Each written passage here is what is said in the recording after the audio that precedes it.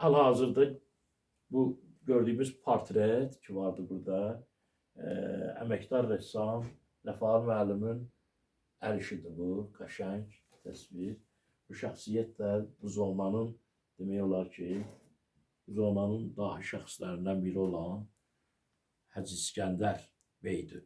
Hacı İskəndər bəy 1918-ci il erməni-müsəlman münaqişəsində ermənilər qarşı özünə müdafiə dəstələri olub. O zaman kəndlərdə, rayonlarda, ələlxüsus Bakı ətrafında Hacı İskəndər bu müdafiə dəstələrinin sərkərdəsi olubdur.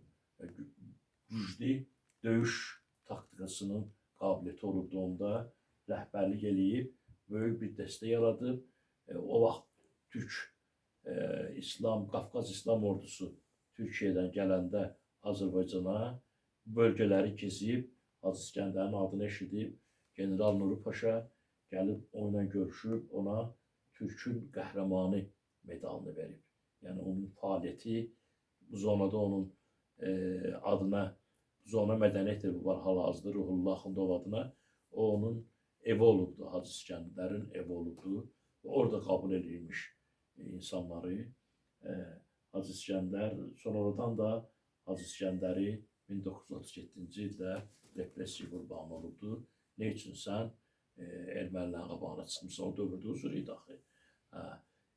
Və bir də sənin destində olan adamların görə siyahısını verirsən.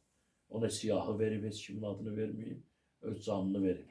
Yəni ki, vətən yolunda. Ona görə də bizim görkəmli rəssamımız onun təsvirini çəkibdir. Bir də çəkilmədə buyursunuz. Bu da Hacı İskəndərin cəmi cümlətanı bir dənə şəkili olub. Bir dənə fotosu olub. Ben de ki ondan getdim. Olduğu kimi işledim ki özümden orada artırıp zadelemedim. Nece oturup elə. Düz işledim ha. Ki bu tarixdə yaddaşlarda qalsın. Bəli. Yəni bu foto elə şeydir ki, yəni bu adamın özüdür. Bəli. Allah Ziyad müəllim Səmədzadə ki bizim cəhçimizdir. Mən bu şəkilin əslini o vermişdi mənə.